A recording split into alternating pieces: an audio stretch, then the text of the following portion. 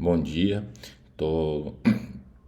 sou Mauro Sala, estou gravando esse vídeo aqui dia 3 de abril, né, aqui pela manhã, né, que é o dia que começa a greve, né, dos servidores da educação, sobretudo da rede de educação profissional, técnica e tecnológica, né, dos institutos federais, né? Bom, eu vou falar um pouquinho sobre, não menos assim sobre a questão política da greve, mas vou falar um pouquinho sobre o arcabouço fiscal, o futuro do financiamento da educação e da remuneração dos professores, né? É, Penso que a pauta da greve, enfim, da reposição salarial, da questão da carreira, do revogaço das normativas criadas aí após o golpe institucional e no governo de extrema-direita são pautas urgentes e fundamentais, né, para a construção do futuro dos institutos federais, né? Penso que se a gente não atacar a política estruturante, né, que vai constranger o financiamento público, acho que pouco a gente tem a manter as conquistas aí no médio e no longo prazo, né? Então a reposição salarial tem que acontecer, né? Isso é um direito constitucional, né? A revisão anual dos vencimentos é um direito constitucional, né? Que há anos ficou anos sem ser cumprido, né? Ano passado teve uma reposição de 9% da inflação, mas não chegou nem perto de recuperar as perdas, né, que o funcionalismo teve, né, que servidores federais tiveram nos últimos anos. Bom, mas eu vou falar um pouquinho aqui do arcabouço fiscal, comentando aqui alguns gráficos desse relatório que é muito interessante, né, que é o relatório de projeções fiscais do Tesouro Federal, né, que foi publicado agora em março de 2024. Né? E vou, assim, não vou entrar muito na questão do arcabouço fiscal, acho que a maioria conhece, quem não conhece convido aí a assistir um outro vídeo que eu gravei tem dois vídeos falando do arcabouço fiscal, um esmiuçando um pouco mais esse relatório, né? Mas que eu acho que é importante, eu vou trazer alguns dados aqui que esse relatório nos traz, tá? O primeiro deles é essa tabela número 6, tá? Que consta do relatório, né? A gente pode ver aqui, né, projeções de despesas obrigatórias como porcentagem do PIB, né? A gente pode ver aqui que na discriminação pessoal e encargos sociais, né? Atualmente a gente tem uma despesa de 3,2% do PIB, né? Com pessoal e encargos sociais, né? Pelo relatório do Tesouro Nacional, né? A gente chegaria e a gente reduziria de 2024 a 2033 de 3,2% do PIB para 2,6% do PIB, né, a despesa obrigatória com pessoal em cargo social, né? Então a gente vê que a gente tem uma projeção de queda, né, constante e bastante acentuada aí de 0,1% do PIB praticamente todos os anos, né, de redução das despesas do governo com pessoal em cargos sociais, né?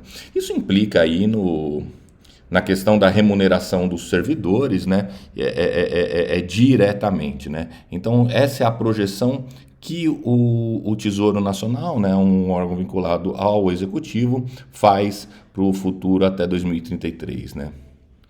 Outra Outro gráfico interessante, né, que diz respeito também à despesa com o pessoal da União, é esse gráfico 9, né? Despesa de pessoal da União, né, tirando as sentenças judiciais, tal, né, ou seja, as despesas mais regulares, até 2033, né? A coluna em azul representa os servidores ativos, né? A coluna laranja representa aposentadorias e pensões como porcentagem do PIB, né? A linha cinza representa o total, né, mas como gastos em bilhões, né? Então a gente vai ver aqui, quando a gente olha o gráfico da coluna, né, a gente vê que a gente teve um gasto acima de 2% do PIB, né, com os servidores até 2020. A partir de 2020 a gente começa a ter uma redução, né, com gastos servidores como proporção do PIB, né? E a gente vê que a projeção para o futuro até 2033 é continuar tendo essa redução, né, do gasto em relação ao PIB com servidores ativos, né, até 2033, né. Por outro lado, a gente vê, né, que também aqui em relação aos servidores aposentados e o pagamento de pensão, a gente também vê também uma queda, né, constante, né, como é feito, sobretudo, da reforma da Previdência, né.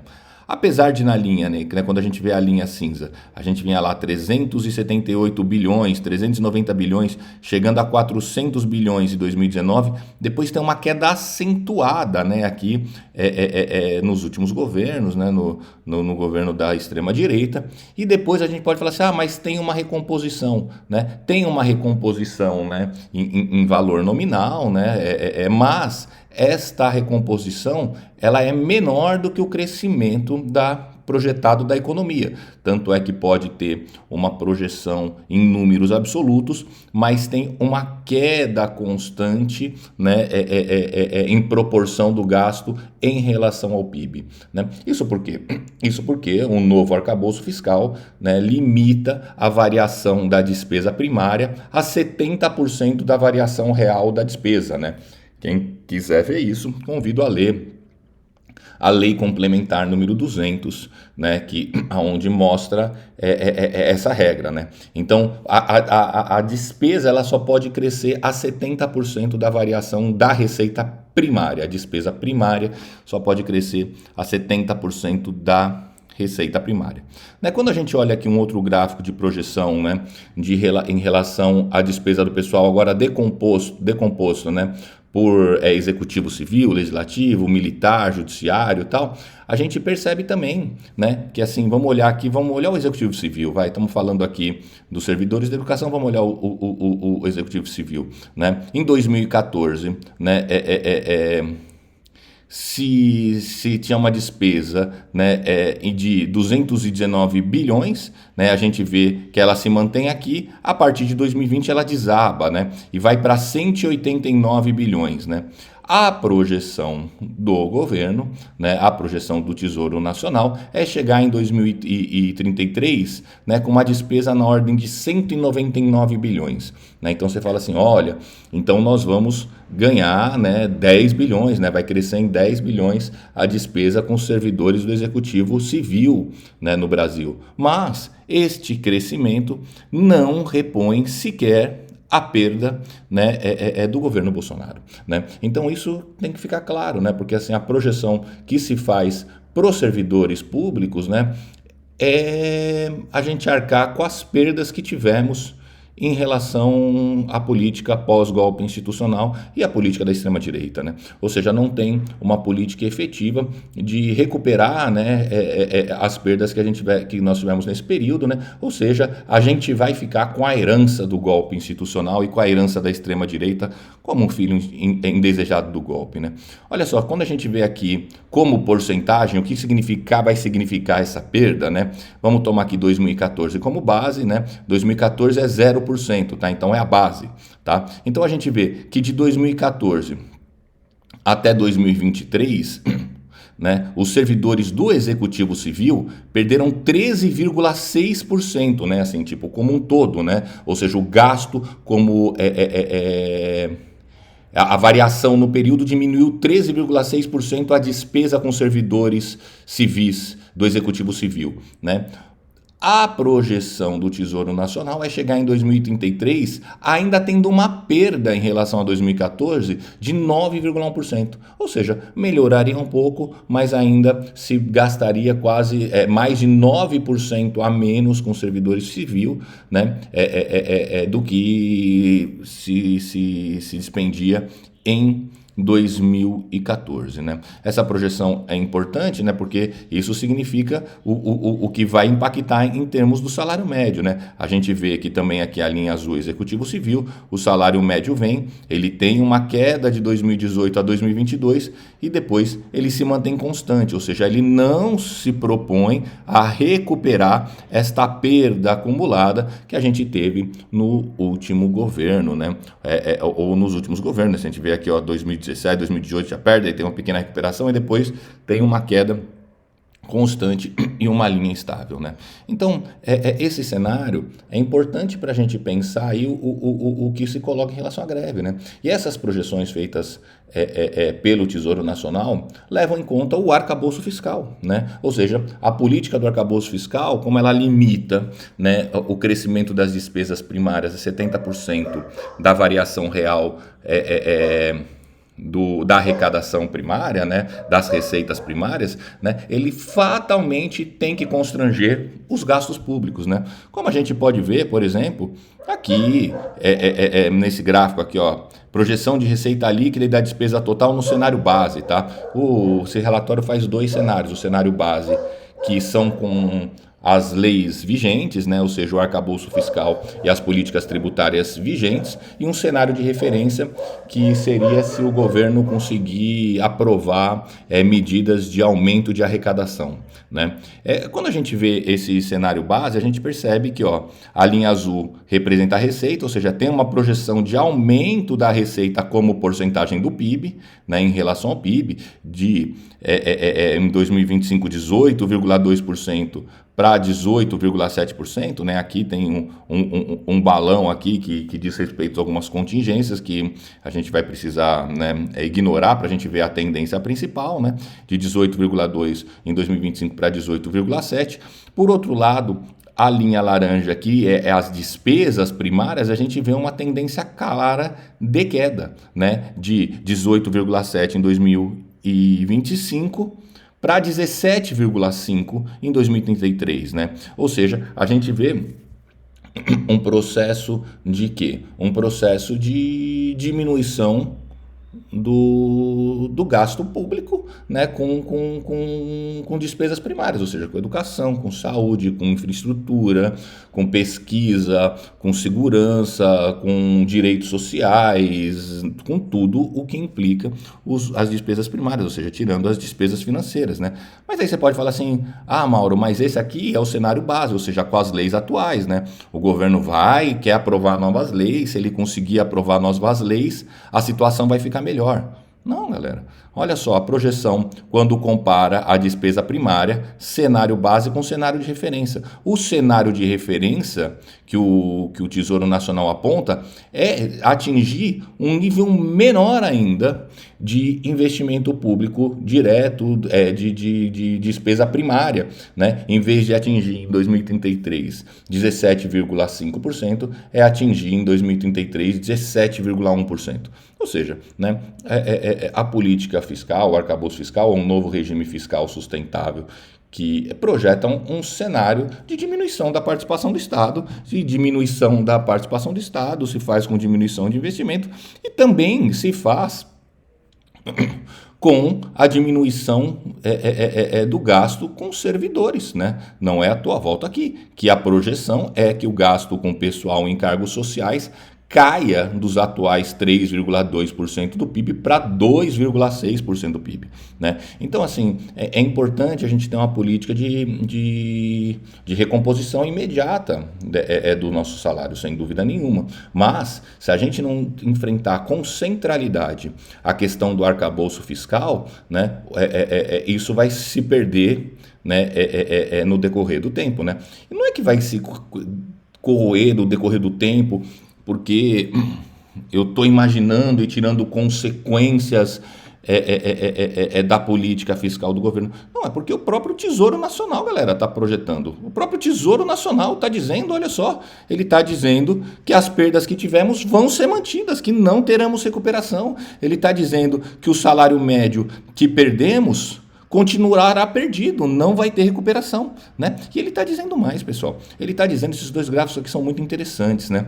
Esses dois gráficos aqui, ó, projeção de despesa discricionária sobre as premissas do cenário base, tá? Aí ele divide como despesas discricionárias rígidas e demais despesas discricionárias, é aqui a proporção do PIB, tá? Ele quer diminuir as despesas discricionárias como proporção do PIB, né? Esse aqui é o cenário base, ou seja, com as leis atuais. Então, com as leis atuais, você vai diminuir as despesas discricionárias como relação do PIB e vai umas despesas discricionárias são rígidas. Então, se você vai diminuir o montante de despesa e o valor das despesas, a tendência é que as despesas rígidas elas cresçam, porque elas crescem mais rápido do que o arcabouço fiscal, né? O que ele considera como despesa discricionária rígida? Olha só.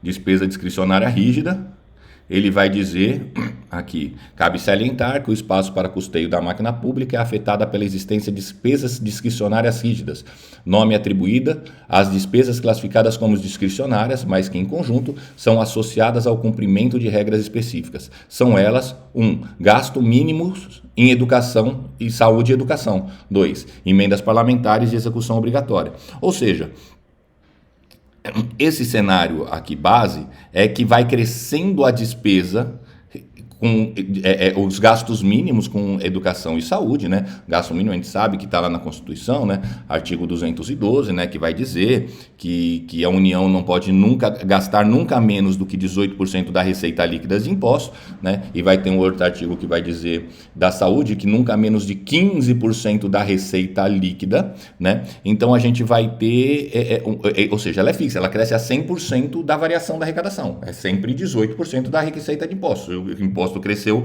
X, ele vai ser 18% desse X também. O arcabouço fiscal só permite que essa variação seja de 70%. Então, olha só, numa projeção em que as despesas discricionárias tendem a diminuir, galera, e despesa discricionária também são as despesas para investimento, né? As despesas rígidas tendem a crescer até ser mais do que 100% dela, ou seja, tem que ter uma diminuição das outras formas de despesa, né? Então, o arcabouço fiscal e os mínimos constitucionais, eles se tornam inconciliáveis. Olha só, se o cenário base é ruim, o cenário de referência, ou seja, com as projeções que o governo faz, dado a diminuição ainda mais acentuada das despesas primárias, como a gente viu no gráfico anterior, se cai aqui com proporção do PIB de 1,7 para 0,7. Ou seja, esse processo de cruzamento, onde as despesas discricionárias rígidas vão compor o total das despesas discricionárias do Executivo do Governo Federal, né, da União, se dá já indo da passagem de 2029 para 2030, né?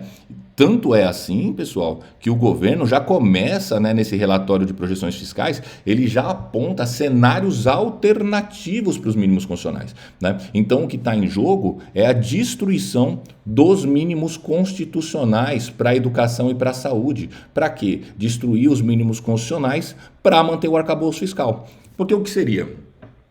O que esse gráfico representa? Você imagina assim, você tem uma bola, que é o orçamento. E essa bola cresce a 70%, né? Ou seja, o limite do arcabouço fiscal. Isso se cumprir a meta. Se não cumprir a meta, ele só pode crescer a 50% da variação da receita. Então, dentro dela, você tem duas bolas, que é educação e saúde, que ele varia a 100% do crescimento da arrecadação. Ou seja, essas duas bolas de dentro, elas crescem numa velocidade maior do que essa bola de fora. Chega uma hora que essas duas bolas de dentro ocupam todo o espaço da bola de fora ou fazem ela explodir, né? Então, essa é a inconsistência, né, a incoerência entre o arcabouço fiscal e o mínimo constitucional para educação e saúde, né? Então, nós estamos num cenário assim. Ou derrubamos o arcabouço fiscal, ou o arcabouço fiscal derruba o mínimo constitucional para educação e saúde. Pessoal, eu acho que essa greve é justa e necessária, né?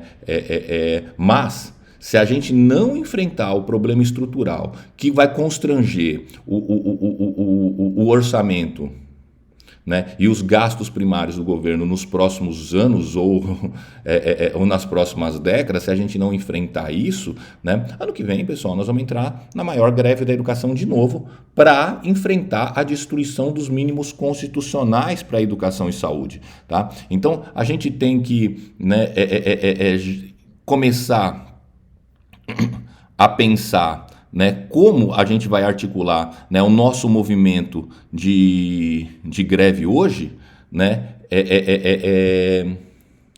com a luta contra o arcabouço fiscal, né, porque esta é a política que destrói o orçamento público, né, que constrange os gastos primários, que limita a evolução do gasto com pessoal e de encargos sociais e que vai acabar com o mínimo constitucional de educação e saúde. Olha aqui, pessoal. Aqui, ó.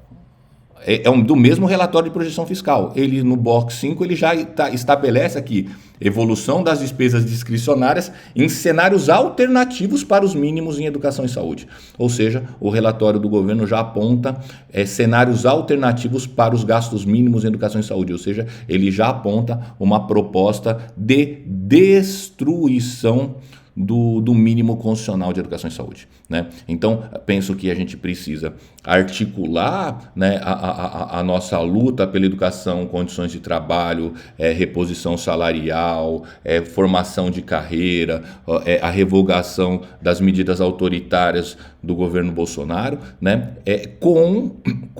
né, a luta política contra o arcabouço fiscal, né? Porque permanecendo o arcabouço fiscal, as projeções do Tesouro Nacional estão postas na mesa. Permanecendo o arcabouço fiscal, conheceremos das duas uma. Ou medidas de contenção de gastos, né? Para se cumprir as metas primárias, né, para se cumprir as metas fiscais, ou se não cumprir as metas fiscais, nós conheceremos isso.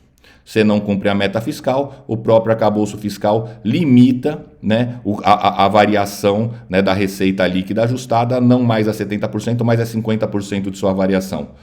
2 anos sem cumprir a meta estabelecida, a meta primária estabelecida, entram medidas de ajuste fiscal, congelamento de salário, proibição de concurso, né, medidas bastante duras. Ou seja, a gente precisa articular o nosso movimento por reposição imediata com a luta política contra a política fiscal do governo, que é o grande fator que vai impulsionar o arroxo e a destruição do serviço público. Tá? Bom, é isso. Queria contribuir com essas informações. Espero ter sido breve. Espero que possa ajudar e fortalecer a nossa luta.